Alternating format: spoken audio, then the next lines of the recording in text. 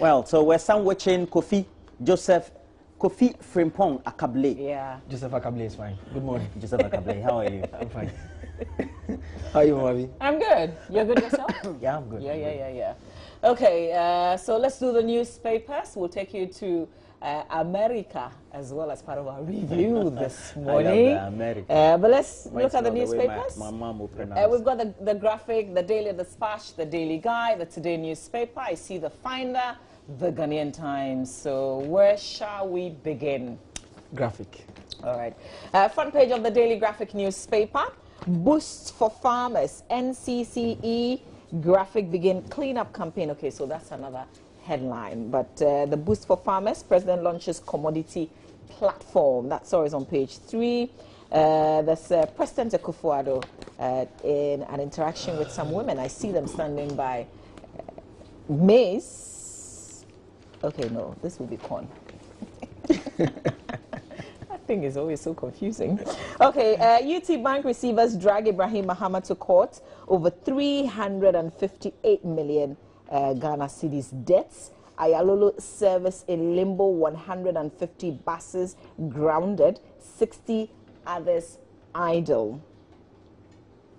Back page of the paper now. Medical outreach for hip knee replacement launched in Koforidua. And 2 kits for early childhood health care unveiled in Accra. Center spread. Who should fix our broken pipe? I think it's a piece by Kathy Addy on page 32, the center spread of the paper. Also high interest in upstream oil blocks encouraging, according to the sector minister, John Peter Ameu. China Fujian fishing loses millions from closure. Remember the tilapia scare from this particular place in Asuchari? There's a story on it in the center spread of the paper. That's it for the Daily Graphic. We can look at the Ghanaian Times and that's of the Daily Guide as well. First, the Ghanaian Times. At the front page says GES recruits 8,872 double-track teachers. There's a photograph of the Minister of Education, Dr. Matthew Poku-Prempeh. There's another story about the Ghana Revenue Authority threatening to revoke the license of Kasapreko and Accra Brewery. You can find details. And Nissan to establish plant in Ghana. It's Nissan, right? This is Nissan, right? I just want to find out whether the pronunciation is any different. Yeah, Nissan. Okay. Nissan. That's what will be establishing a plant. Nissan. In Ghana. You're trying to find, rename. Maybe he wants to pronounce it like a Japanese. Set up a factory here in Ghana? Yeah, but there was this newspaper clipping I've seen. From 1969. 69. Okay, I see. We're assembling Nissan. The back page of the Ghanaian Times, it says 21,000 children enslaved in fishing on Volta Lake despite rescue interventions. There's a photograph of the Gender and Social Protection Minister, Cynthia Morrison. We can look at the Daily Guide. The front page says, Esiedu Nketia slapped with 15 million CD libel suit. That is a suit filed by Edward Duajiman, the board chairman of the audit service. And there's also a photograph of Johnson Esiedu Nketia. Capital banks use CDH over 100 million CD debts, and concerned teachers still on strike. Housemaster impregnates students, also been reported by the Daily Guide. I have to look for that story from Mali. You should. Yeah. We'll walk up? Yeah, so let's look at the Daily Dispatch newspaper. We have on the front page, which adult game may count as a workout? You have to look at page 3 of the Daily Dispatch newspaper to get to know. But the main story, Mensa Utabil on his role in Capital Bank, you have to look at the back page to get to know what the story is about. It's also a recollection. And road accident toll in 2018, 7 killed every day. Well, meets the man who helped Nana and Buhari win. Page 3. U.S. midterm elections likely to answer these questions. And the questions are on page 2 of the Daily Dispatch newspaper. Let's look at the last one I'm holding here. The Today newspaper, Osayame dispels rumors over Isujaman's seat as to whether he's contesting or not. And has not officially declared to contest Isujaman's seat. Government posts teachers for second track. Why Yoko Boss was suspended. Page 3 of the paper the Today newspaper will give you all the details. And you have any other story? I do. Let's do the Finder newspaper. Front page of the Finder now. Farmers get big relief. They now have platform for staple and competitive pricing. Citizens not holding leaders accountable, according to Professor Pempe. Big drop in citizen support for media. That's from an Afro barometer, and I was at this event. You were? The CDD yesterday. That's why you were posting it on the platform. Telcos whip over thievery, vandalism, and fiber cuts. And we will be forced to close down wager treatment plants. What does that mean? The MD seem to be saying something in the paper. We will touch on it. But that's what's making headlines. Front page, the Finder newspaper. There are two stories I want to touch on. The one about a pregnancy and a court issue. First, the court one. The Supreme Court is to deliver judgment on November 21 in a suit against the pardon that was granted the Muntie 3. Oh. Yes. So three different cases were filed, all challenging President Mohammed's decision to grant them pardon. So we are told that the Supreme Court will deliver judgment on a suit filed by 3 Ghanaian lawyers against the Attorney General and Minister of Justice on the granting of presidential pardon by former President John Dramani Mahama to the Muntie 3, who were convicted and jailed on July 27, 2016 for contempt of court. So they said that the former president's action was unconstitutional and that the president cannot arrogate unto himself powers exclusively within the bosom of the judiciary by the Constitution of Ghana. So they therefore want the Supreme Court to strike down as null, void, and of no effect the purported grant by the President of Ghana of a remission of the punishment of 4 months imposed on Salifo Mase, Mugabe, and the other individuals. Their names are mentioned there. So one of the reliefs they are asking is that they should be made to go back to finish the sentence. You know, they were in for just that about will a month. Be interesting. Yeah. So November 21. So this decision is November 21. Yes, November 21. Nice. And is that a Supreme Court decision? Yes. Okay. So we look forward to this particular decision. Okay. From the Who are the lawyers? I was trying to find out who actually. Okay, so okay, their names are not mentioned here, but I know that Eli Plim is one of them. Eli Plim Abemava is one. There's also Alfred Tuayeboa, and there is Nana Santi Bedietu, the current executive secretary at the office of the president. So those are the So three. wait, hang on. This action was initiated right after the pardon had been granted. Okay. So it has. The wheels of justice sometimes grinds very slowly, even though many will say more often than not, it's actually slow. So it was filed then, but it has dragged on for some time. It will be very interesting when there's a photograph of the CJ. I'm not too sure whether the CJ is on a panel. But definitely she would have something to do with the constitution of because the panel. She was part of the panel that handed the sentence. So that's why I just wanted to be sure whether she's on. But the other story about a housemaster impregnating a student. Of which school? It's a school at in Kumasi Secondary Technical School. Okay. We are told that he impregnated a second-year female student of the school and tried to abort it as well. The suspect is said to have lured the teenager into secret sexual relationship, has since been interdicted by authorities over the scandal, pending further investigations into the allegations. And so this is a Joy FM story, actually, came from the Ashanti region, so it's also quoted here. Do we get tired of hearing about such things happening in the schools? No. I think we should be. No, we should be rather. A lot more things happening that are not reported. Actually, we should be rather interested in. In what we should be glad that these things have been reported. And I wish that sometimes we could have a revision of the sentences for those who have found culpable or the culprit. I think what we've seen in the past is that mostly it ends up being GES sanctions that are imposed on them. So you have them being interdicted, like we've seen. No, that is if they decide to go through the internal process. Yeah, but that's that's what always happens. Administratively. In fact, the last time I do understand that, but I'm talking about the victims who file a case. Yeah, but no, we need the state to step in to deal with it. The last time it happened in Ejisuman in the Ashanti region, I remember the Deputy Education Minister, Dr. Educhum, was complaining that they think that going forward, this is a purely criminal matter. When someone defiles someone, it's purely a criminal matter. He doesn't understand why they should even hand it over to GS to set up a committee that comes to nothing. They should just let the people. The point is that GS has a responsibility to do what they do because they have an administrative role to play, and they can bring punishment on the person in that regard. Yeah. It doesn't stop the state from doing what they have to do. And in some instances, we've seen the teachers actually who have been transferred to different schools. They are moved to different schools. Just to quiet the issue. You know, that thing must be looked at again. To keep the issue on the wraps. If a teacher abuses someone, how do you transfer? Like, I'm transferring you so that you can transfer that intense elsewhere. You get what I mean? Like, go and do it elsewhere. Enough here. I mean, literally, go that's and do what it there. That's what you're saying.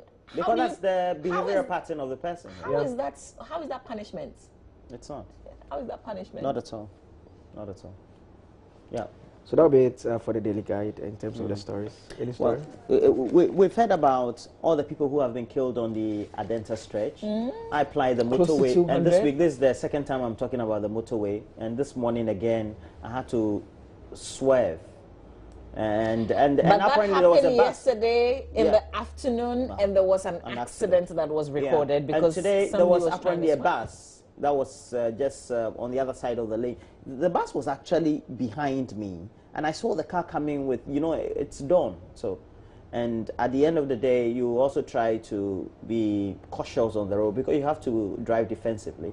And then all of a sudden, where usually I will find the strip, the concrete slab going off or the pieces going off, I had seen another one was apparently in front, some few meters away. So I tried swerving, then, you know, I saw that, no, the gentleman was already in front of me. Yeah, so I had to go back and just bump into the thing like that. And you know, like you can't continue to swerve like. Yeah. No, because something is happening. So for those who are not accustomed to the road, Roland is someone who I guess is very familiar with that road. Yes, for someone who is not accustomed to the road, then it becomes a problem. Yeah. If you use it, let's say, once in 2 weeks or a month, it's a big problem. It looks like the concrete on the motorway has run its shelf life. It needs to be replaced. We miss Nkrumah. Are the street lights working? Forget it.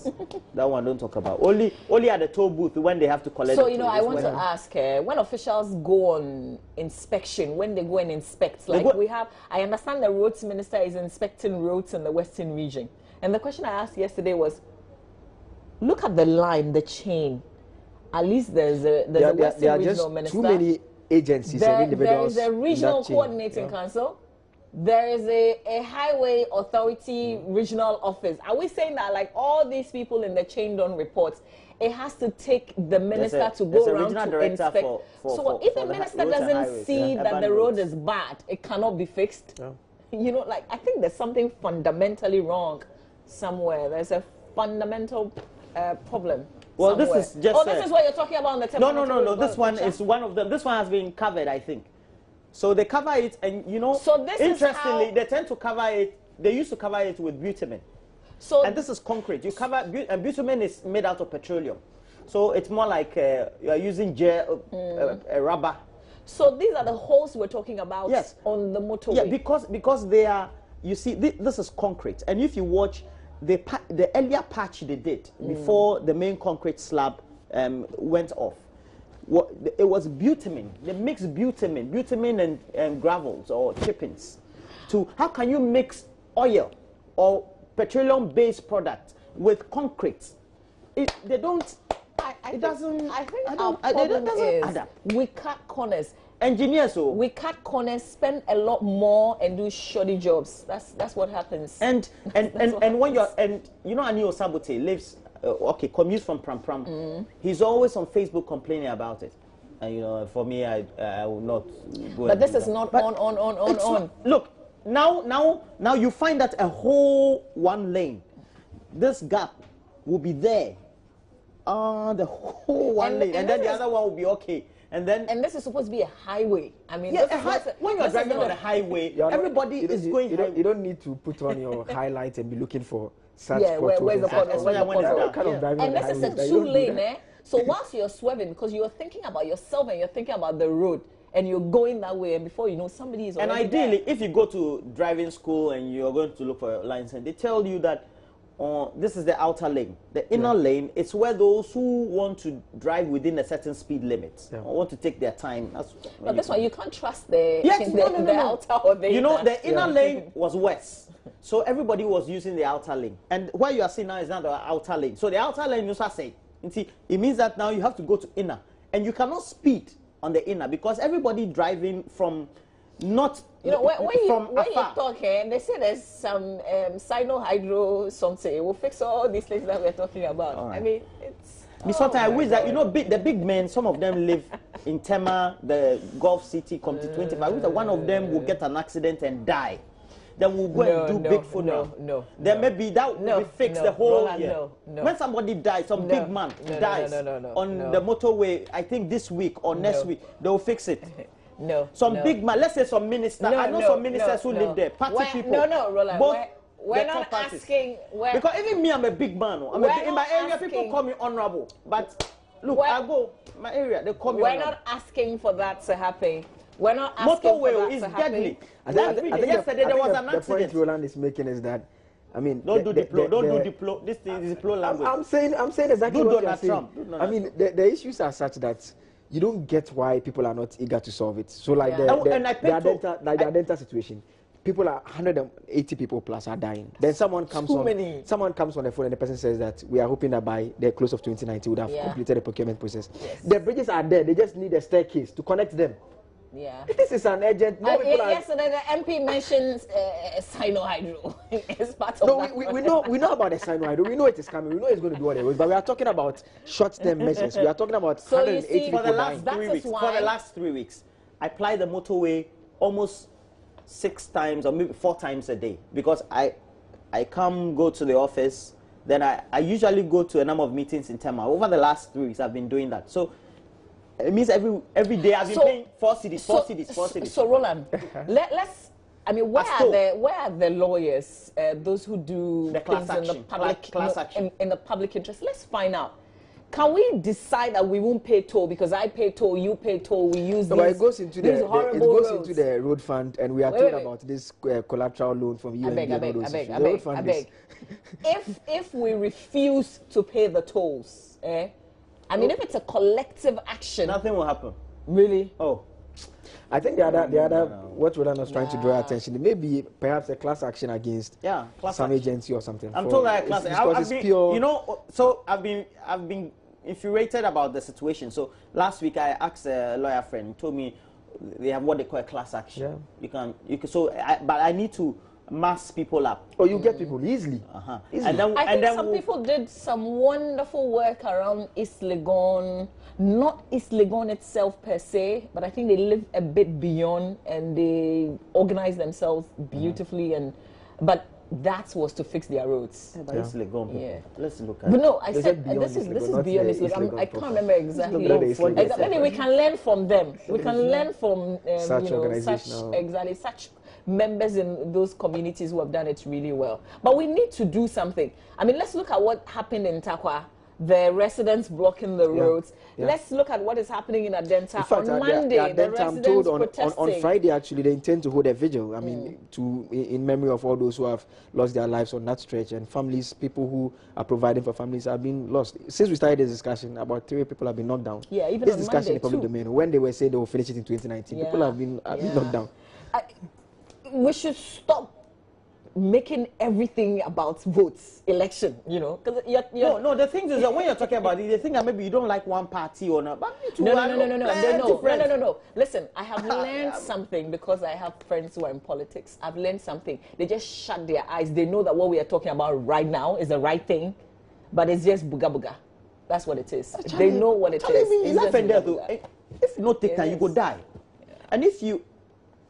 Anyway. Okay, there's a story in the Finder newspaper that I want us to touch on. Citizens not holding leaders accountable, according to H. Kwesi Prempeh professor. But the dean, the former dean of the Gimpa Law Faculty also said, at the same forum. Let's touch a bit on it. It's on page 4 in the Finder newspaper. So let's see. Okay. So Professor H. Kwesi Prempeh, Executive Director of the Center for Democratic Development, Ghana, has attributed the failure of leadership to the inability of citizens to hold accountable the people elect to positions of power. How again should You're speaking at the 2018 edition of the Ghana Action Series, a program organized by the One Ghana Movement, a social action group to find solution to problems which bedevil the country. Let's see if, okay, so Kofi Abochi, former dean of the Ghana Institute of Management and Public Administration Law School, however, said the citizenry could not be blamed for being okay, so he said they had agitated over the years to no avail. In Ghana, we have voices without accountability. Citizens have their say and rulers have their way. He alluded to the Prussian situation where Frederick II is said to have given his citizens the freedom to criticize his rule while totally ignoring their concerns. Again, he blamed the seeming deafness of the executive to the numerous problems of the citizens, to the ineffectiveness of Parliament, blaming it on the structure of the 1992 Constitution, which had allowed for the executive to pick 2/3 of its ministers from the House. Aha, I think this is the voice that I heard that prompted me to something. You know, when parliamentarians, especially those on the majority side, when they are talking, it's like they and the executive are one. We. Yesterday, you called the MP for Adentan as a member of parliament for the area, and everything he said was government. So the executive and parliament, there's no difference.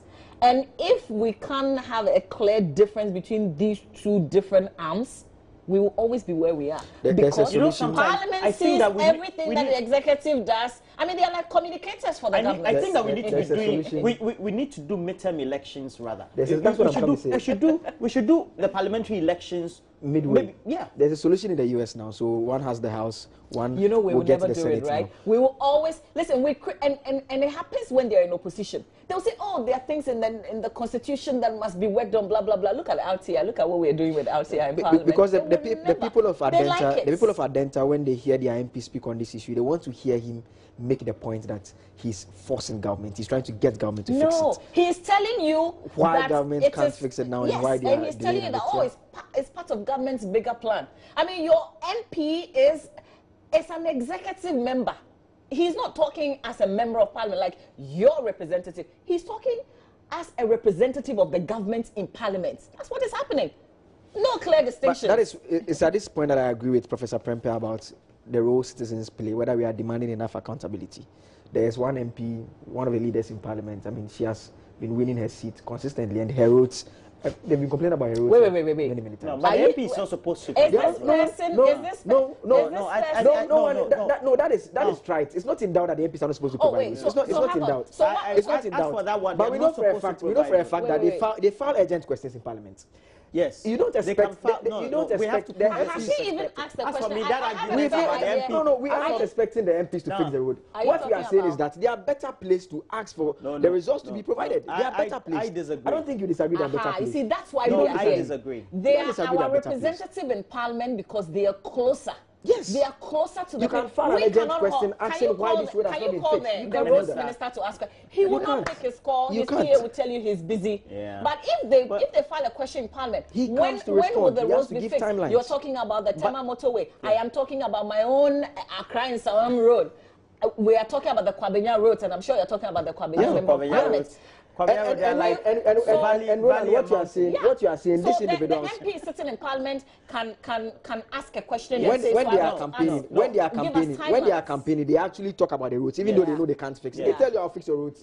That's okay. So the citizens should be able to vote them out. They should be able to vote them out. We need them to be working. But they are not supposed. You see, the thing is, we're not asking them to fix it. Yeah, but we need to educate the citizens. You are in the position not to hold the MPs accountable, but not in the way that they are currently doing with the MPs. Because, you know, for example, I went to Insakina, and they were saying the MP doesn't come there. And I asked them, if you look at the population of the constituency and the number of communities and the activities that the MP has to attend every weekend, or even throughout the week. Are you with them when they are campaigning? Do you know what they tell them? That's the point. No, we attend the campaigns to go and cover, so we know what they say. If you tell me that when you come, the road will be fixed, I expect the road to be fixed. I don't care how. I don't care whether it will be fixed by the urban roads, feeder roads, highways, road ministry, or government. If you knew you couldn't do it, why did you tell me? I've been defeated. Yes, please, give up already. Let's bring you a quick wrap of what's happening in the USA. We shelved one big story, which is there's a big drop in citizen support for media, according to that barometer which was shared yesterday. This is not just Ghana; it's quite a number of African countries. But Ghana too is involved. Yeah, Ghana is definitely part of it. So I think I was watching the slides when you. Okay. And my opinion was that I had wanted to ask those who put together the polls, maybe perhaps some of the questions they asked, because it will be a string of questions. Yes. So is it that, because one thing I do know, instead of citizens calling the fire service, they'll call the media station. Yeah, always. Instead of them calling those in authority for information, they'll call the media. So this was on freedom of expression. So for instance, there's an area where people said that they wanted government to withhold some information that if government felt it would be harmful, then hold on. So, but H. Kwesi Prempeh said something,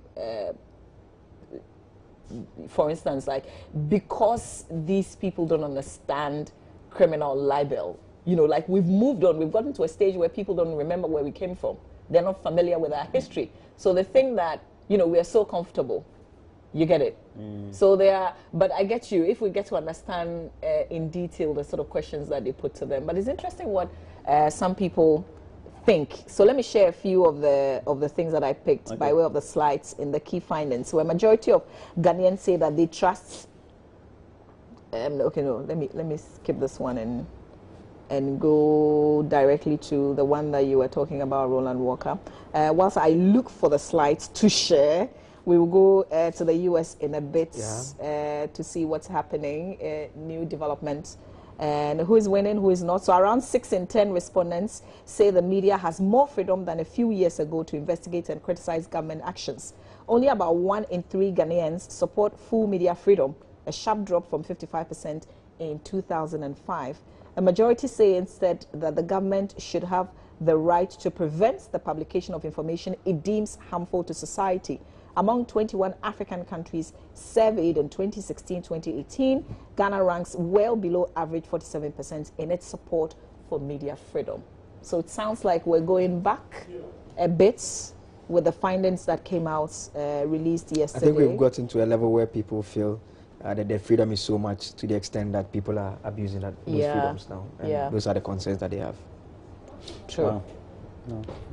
Okay, so you remember I was saying something about Professor Prempeh. He said the respondents may not be familiar with how we got here, so they can afford to take media freedom for granted. Okay, well, yeah, that's true. So, well, there's somebody who just gave me a message, says he supports your argument, you and Kofi, and this one is coming from Mr. Donko. He works at the presidency of Equatorial Guinea. Good morning to Mr. Donko. You're watching us live from Malabo. Yeah. Okay, so let me share this. So there's also another side of the conversation. Do you expect any parliament to oppose or expose its government? It happens everywhere. Why did Republicans vote for the Supreme Court judge? That's why we have the whip system. Yeah, but what you are seeing happen in the U.S. now, with the Democrats taking control of the House of Representatives, and now Trump, we are told that the Republicans will take control of the Senate. It means that the two houses will need each other. So at some point, when you want to push some legislation through, you need to get the other house to also give the approval. So that is a situation that could help the system and change things a bit. Absolutely. But we want to see some kind of independence, because after all, there are different arms. I mean, it's different if you're MP and you're also a minister. Then we know that your hands are tied. But if you're not a minister and you're an MP... Yeah, but a lot of the time, the presidential candidates are very influential in which individuals win in which areas. In fact, mostly they look to the presidential candidate and say that this person, during the primaries, when they feel that the presidential candidate doesn't support someone, some of the electorate, they don't vote for that person. So that is what makes it a bit difficult. So even though you may not be a minister, he's not appointing you as a minister, you still want to be on his side. I think for us to effectively measure the effectiveness of the members of parliament, we should go the midterm election strategy. That's a dream. You're in Ghana, right? Yeah, I know. Keep dreaming. And I know it's the same thing that's going to go for the election of the MMDCs that we have too. So, but if ideally we had that system, of course, I'm dreaming. I know it's not going to happen. Then we can have certain benchmarks by which they need to meet. So, if midterm and you are not able to convince a sachet water producer in your area to not follow the bandwagon of they knock you off. Yeah. But you know that we've had issues with certain minds that we need in parliaments. We've had, I mean, the political system. I'm not sure we're about the caliber of. Yeah, I'm not sure we're that matured. I mean, it will be. Let's go to the BBC. Is it BBC or CNN? Let's talk about the US midterm elections. Old like you before. We're a bit. That's how you're out of a working range. Our system is a bit complicated. Well, it's an improvement from. Let's get an update from the so. BBC, shall we?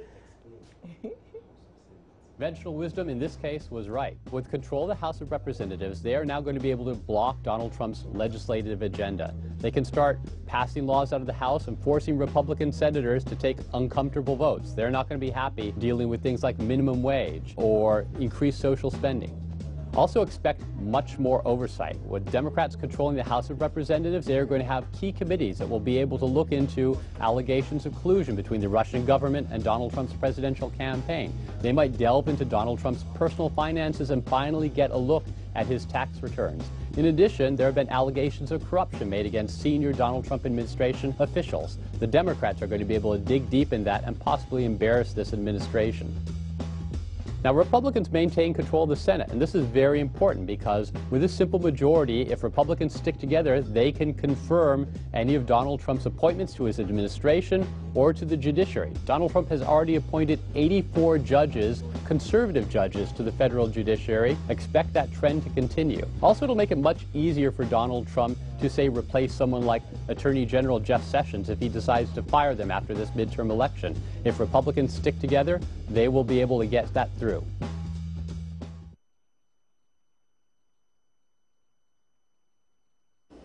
Well, so we're back. We're wrapping up. Yes, wrap up the U.S. So the U.S. Democrats have taken control of the House of Representatives.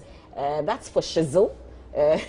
For shizzle my nizzle. Yeah. You sound like Breezy. You know who is Breezy? American politics. You know who is Breezy? Yes. Who? What? Why are you asking me? Let's do myjoyonline.com. Friends, do we have time to do myjoyonline.com? It's called Breezy. Okay, let's do real quick myjoyonline.com. These are our headlines. These are 2019 budget must promote local capacity for input production, according to the peasant farmers. CDD boss calls for more united, louder calls to fight corruption officials. Okay, MP writes bicycle to Parliament, importers of high cost of fuel. Joseph Akable is following, he's supposed to be following Rasmus Barak. Yeah, yesterday he said it was threatening to rain, so he parked the bicycle in Parliament and boarded an Uber. So the bicycle actually slept in Parliament. The reporters, Big Brother Star confirms relationship with Adebayo. Okay. Price of pure water increased. You don't know how to read. It's pure water. Give us green light to establish banks. SIC MD Tobacco. But they've been given there should be the capital requirements. They should stick to the insurance business. No, they should just incorporate a bank. Wait. They should wait for the cleanup. SIC, we beg you, wait for that cleanup that's coming in the insurance sector. Yeah, I think, insurance. Why do you want to go to bank? Yeah. Parents withdrawing students from schools on Medina Adenta stretch. Yeah, it's very scary.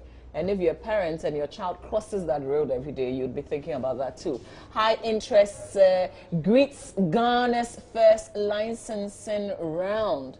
Amewu discloses. Sack Iyoko boss or sack Iyoko boss. CPP demands after corruption comment trigger suspension. This is one of the things that we discussed in AM Talk, so we'll leave it. Yeah. It's a Wednesday, so we'll bring you AM Business, but first we have to bring you sports. There was some Champions League action yesterday. Yeah. So the results here, when the guys join us, Selwyn and Benedict. There's this gentleman, he's an engineer, community 22, Tema, Frank Appelete. Today's his birthday. He enjoys watching the show a lot. I thought you said he would comment about the motor. Why they have to mix bitumen with concrete surface? I don't understand. Today's his birthday. He actually agrees with Mama V and I. He agrees with it. So Frank Appelete, happy birthday to you. Enjoy your birthday. Have a blast today. Frankie. Yeah. Engineer Say with us, we'll bring the Appelete. sports right after this.